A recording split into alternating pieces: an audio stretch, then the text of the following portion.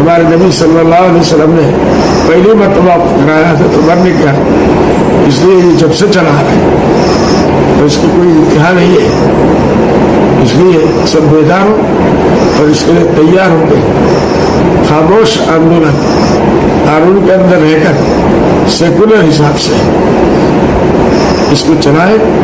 ہر مسلمان کا، ہر سیکولر ہندوستانی کا فرض ہے اس بل کی مخالفت کرے، جو ہے اس کو ملک گیر آندولن چلانے کی ضرورت ہے، اور یہ پھسپھسا ہونے سے نہیں چلے گا۔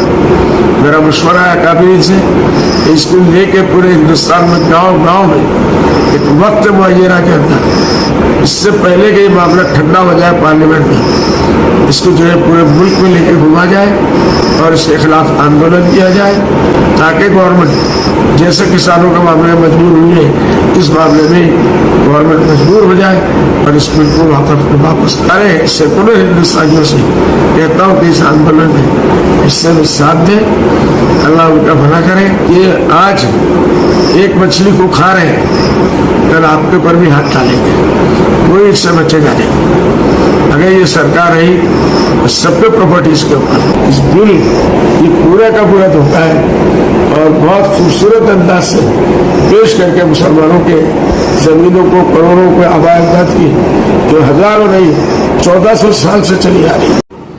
میں مولانا بدر الدین اجمل آسام سے دھوبڑی کا 3 مرتبہ کا MP اور آسام اسمبلی کا 1 ٹرم کا ممبر، میں بڑے دکھ کے ساتھ یہ کہنا چاہ رہا ہوں کہ اس مرتبہ میں پارلیمنٹ میں نہیں رہا، بدنصیبی ہے، ورنہ ہم بھی اپنا بیان دل کھول کے رکھتے۔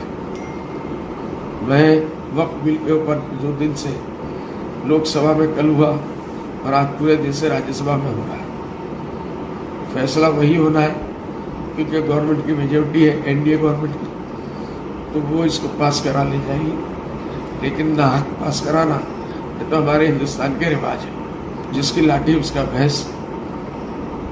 میں ان تمام پارٹیوں کے لیڈروں جنہوں نے اس بل کی مخالفت میں اپنی پارٹیوں کو لگا دیا، ان کو اور ان کے ان سارے MPs کو جنہوں نے بیان دیا اور زبردست بیان دیا، زبردست طریقے سے مخالفت کی، اور ان MPs کو بھی جو ان کو موقع نہیں ملا، لیکن ان کے جذبات جو ہے وہ بہت ہی مضبوط تھے، اگر ان کو بھی موقع ملتا تو وہ بھی اسی طریقے سے مخالفت کرتے۔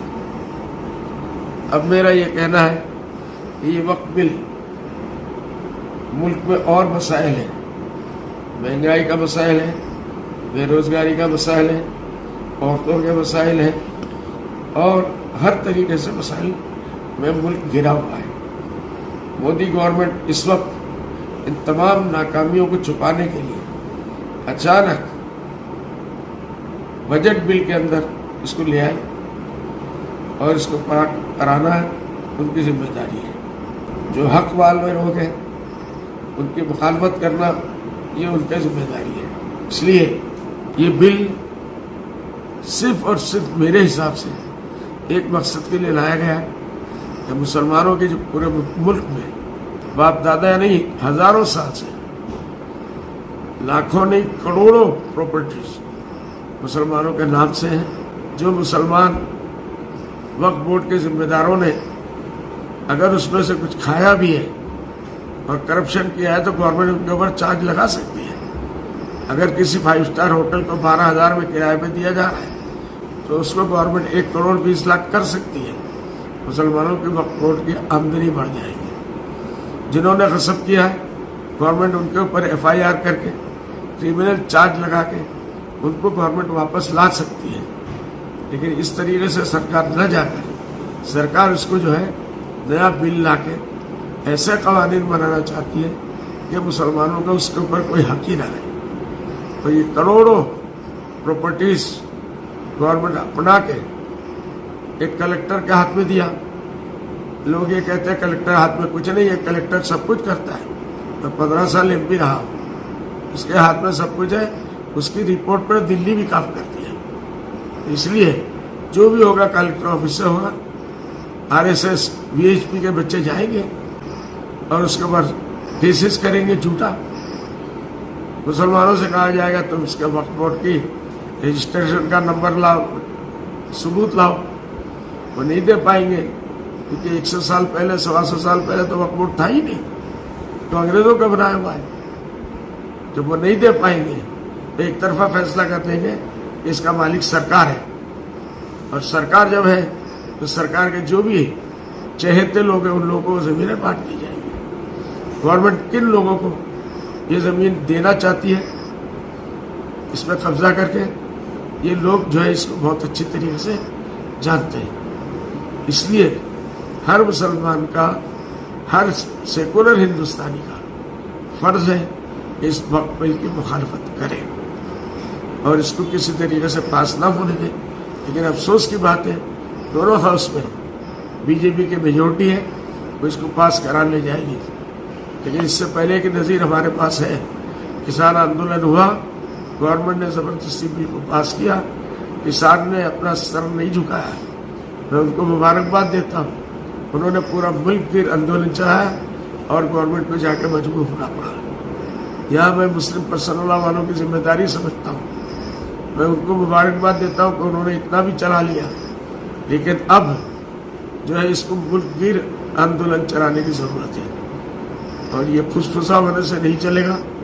मेरा मशवरा है काबिरीन से, इसको लेके पूरे हिंदुस्तान में गांव-गांव में एक वक्त मुअय्यना के अंदर, इससे पहले कि ये मामला ठंडा हो जाए पार्लियामेंट में, इसको जो है पूरे मुल्क में लेके घुमा जाए और इसके खिलाफ आंदोलन किया जाए, ताकि गवर्नमेंट जैसे किसानों के मामले में मजबूर हुई है, इस मामले में गवर्नमेंट मजबूर हो जाए और इस बिल को वापस ले। इसलिए मैं सारे सेकुलर हिंदुस्तानियों से कहता हूँ कि इस आंदोलन में हिस्से में साथ दें, अल्लाह उनका भला करे। हमारी दुआ है, ये आज एक मछली को खा रहे हैं, कल आपके ऊपर भी हाथ डालेंगे, कोई इससे बचेगा नहीं। अगर ये सरकार रही तो सबके प्रॉपर्टीज के ऊपर।